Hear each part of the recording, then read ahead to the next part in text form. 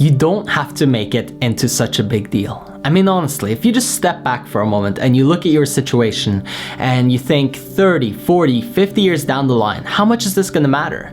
What about when you pass on, when you die? What impact is this really going to have? You see, we have a tendency to make a huge, massive deal of any little problem. We create resistance for ourselves because the way that we work is that, think about it like this. You have a monkey in your head, and if you don't give the monkey a problem to solve, the monkey is gonna create its own problems for you. See, the monkey is hyperactive and it always needs something to do. So either you can feed it a problem, you can give it stuff, or it will cause massive drama and havoc, and it'll just make a mess of even a good situation. And that's really the problem. People think that one day all my problems, all the resistance, all the obstacles are gonna go away.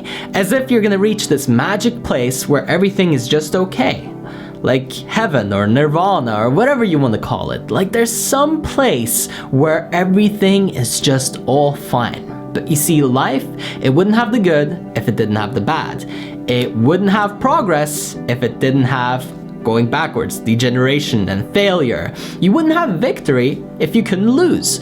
And therefore, there are always going to be problems. There might be higher quality problems, like you could start off with a problem such as, I don't have any money, I have no idea what to do with my life, and I'm depressed. And then you could have the problem of too many people want my help and my attention, I have way too much money, I don't know what to do with it, or I've developed some bad habits because I didn't know how to control myself, or something along those lines. And so really, there's always going to be problems. There's always going to be an obstacle. There's always going to be some kind of issue that you're gonna have to face.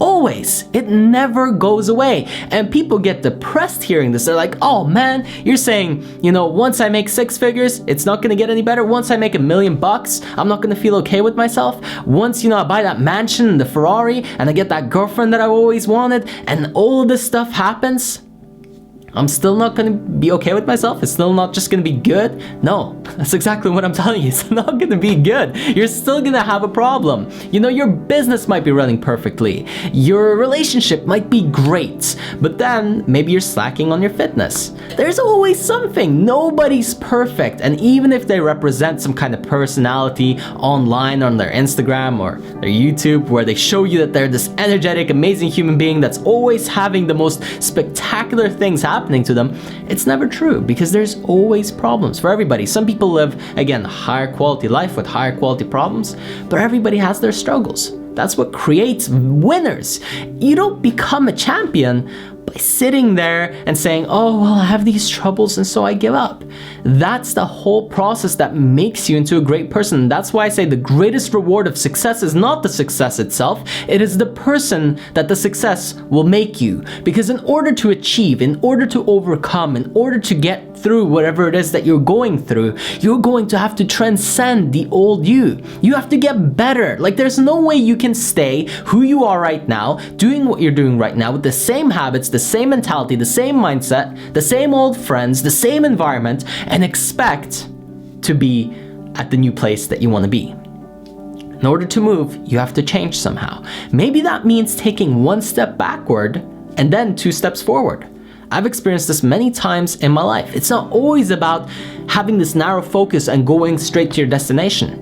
The path doesn't look like this. It looks more like this, okay? There's a lot of movement.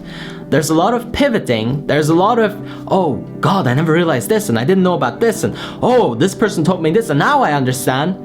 But before you couldn't see it. So I'm asking you to take some perspective, step back for a moment and really think about what's going on in your life and think about the long-term game here. Don't think about tomorrow or today or how you're struggling. Think about what's gonna happen in a month or 2 or 3 if you keep up your current behavior. What's gonna happen in the next 2 years if you keep doing what you're doing? What if you change it a little bit for a month? For 2 months? What if you tried for 14 days, you do something a little bit differently, or even 7 days, and see how that starts changing your direction? Because 1 millimeter, 2 millimeters, 3 millimeters of change and approach can create a totally different life, a completely different outcome. It's not always about resisting and fighting it through. Sometimes it's about allowing, going with the flow.